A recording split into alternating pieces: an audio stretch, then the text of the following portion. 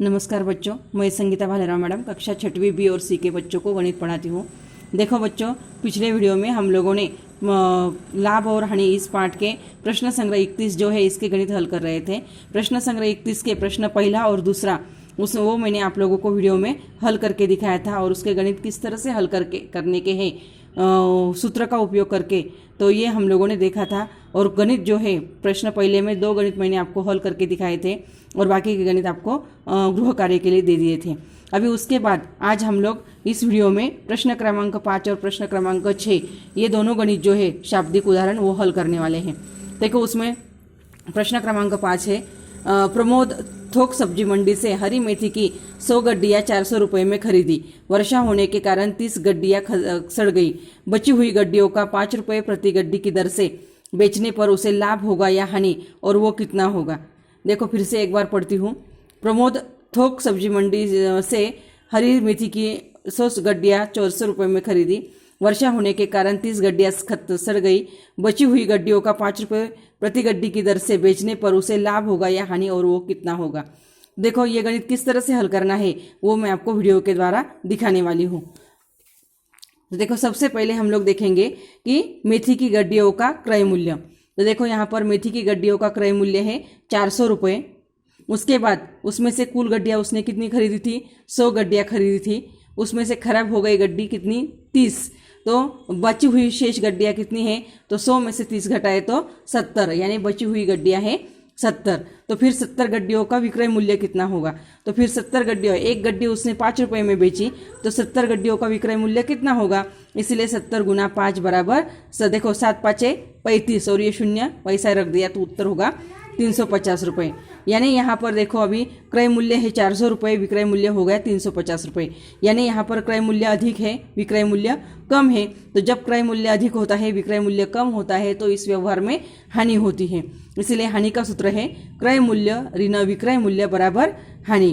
तो फिर यहाँ पर क्रय मूल्य है 400 रुपये, विक्रय मूल्य है 350 रुपये।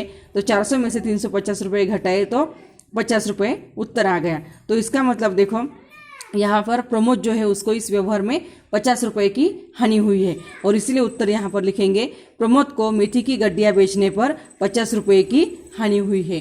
तो इस तरह से हम लोगों ने ये प्रश्न क्रमांक 5 जो है वो हल करके दिखाया है। तो वीडियो देखकर आप लोगों को भी ये प्रश्न जो है उत्तर जो है उसका मैंने हल करके दिखाया, वो आप लोगों को अपने नोटबुक में कॉपी करने का है।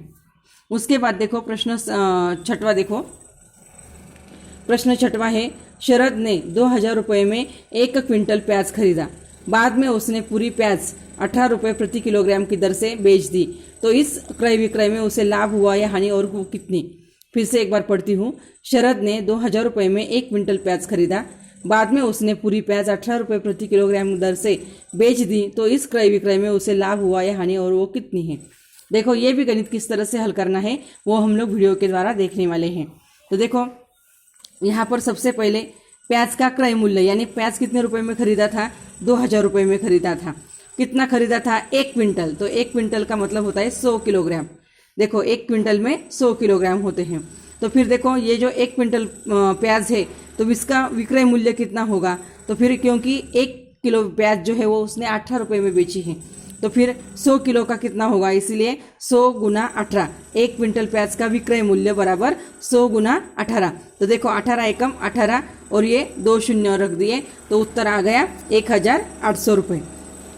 अभी 1800 रुपये क्या हो गया, विक्रय मूल्य, और यहाँ पर क्रय मूल्य कितना है प्याज का, 2000 रुपये। तो यहाँ पर अगर आप लोगों ने देखा तो यहाँ पर भी क्रय मूल्य अधिक है, विक्रय मूल्य कम है। इसका मतलब इस व्यवहार में भी हानि होने वाली है।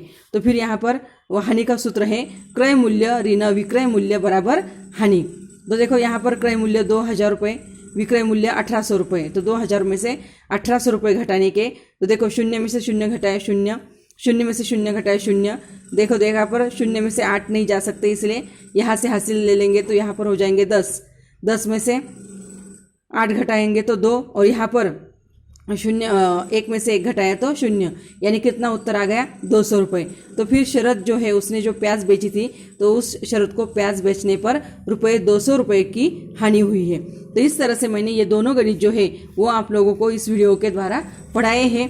और फिर ये दोनों गणित जो है वो आप लोगों को वीडियो देखकर अपने कॉपी में लिख लेने के हैं और अगले वीडियो में मैं आगे वाला भाग जो है वो आपको पढ़ाने वाली हूँ। धन्यवाद।